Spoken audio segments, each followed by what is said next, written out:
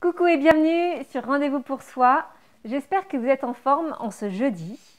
Donc comme chaque premier et troisième jeudi du mois, voici pour vous un exemple concret d'une action positive rendue possible grâce au thème du mois, l'amour de soi, et à la croyance de cette semaine, j'ai ma place dans ce monde.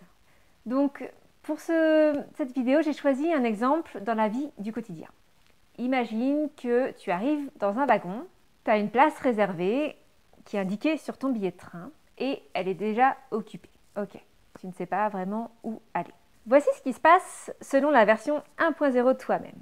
Dans cette version-là, tu ne t'aimes pas et tu ne crois pas que tu as une place dans ce monde. Tu arrives devant ton siège occupé et dans cette situation, tu vas peut-être te sentir perdu, désorienté, gêné. Parce que tu ne t'aimes pas et que tu ne crois pas que tu mérites d'avoir une place dans ce monde, tu n'oseras peut-être pas déranger la personne assise sur le siège qui t'est réservé. Peut-être que tu croiras d'abord à une erreur sur ton billet et que tu te sentiras même fautif ou fautive sans raison. Peut-être encore que tu chercheras spontanément une autre place qui serait vide. Mais dans tous les cas, en fait, tu vas vivre cette situation en étant dans l'inconfort. Comme si la vie, encore une fois, te rappelait que décidément, tu n'as pas ta place nulle part. Tu nourriras peut-être des pensées du type « ça n'arrive qu'à moi ça ». Ou encore « je n'ai vraiment pas de chance ». Ou encore « qu'est-ce que j'ai fait pour mériter cette situation ?» etc. etc.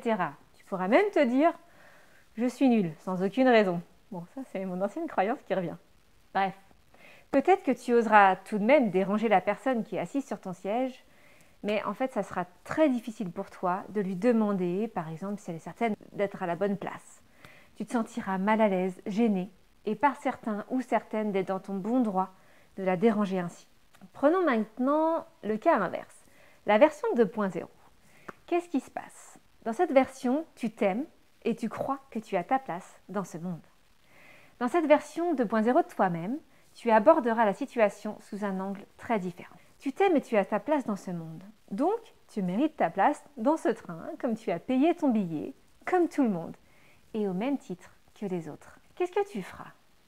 Dans ce cas, probablement, tu vas d'abord peut-être vérifier ton billet, afin de t'assurer que tu es dans le bon wagon et que, effectivement, tu vises le bon numéro de place.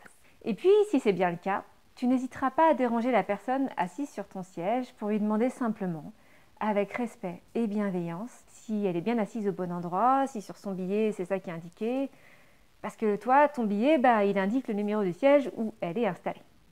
Tu engageras sans difficulté cette discussion cordiale, sans honte, sans pensée désagréable, sans te sentir gêné. Ensuite, si effectivement la personne s'est trompée, tu te sentiras légitime à réclamer, encore une fois avec respect et bienveillance, qu'elle te cède sa place, tout simplement, et afin que tu puisses effectivement t'installer là où tu dois être. Tu oseras prendre ta place sans te sentir supérieur ou inférieur aux autres. Tu existes, c'est tout. Vous voyez ici un simple exemple banal de la différence que l'amour de soi et la croyance « j'ai ma place dans ce monde » peuvent apporter dans la vie de tous les jours. Clairement, la version 2.0 de toi-même mérite d'exister. Qui que tu sois, tu mérites de t'aimer et de prendre ta place dans ce monde. Offre-toi cela. Voilà, j'espère que cet exemple t'inspire et te donne envie d'agir toi aussi pour acquérir ou faire croître encore cette croyance en toi. J'ai ma place dans ce monde. Je suis certaine que tu as déjà utilisé cette croyance, toi aussi, que ce soit récemment ou il y a longtemps.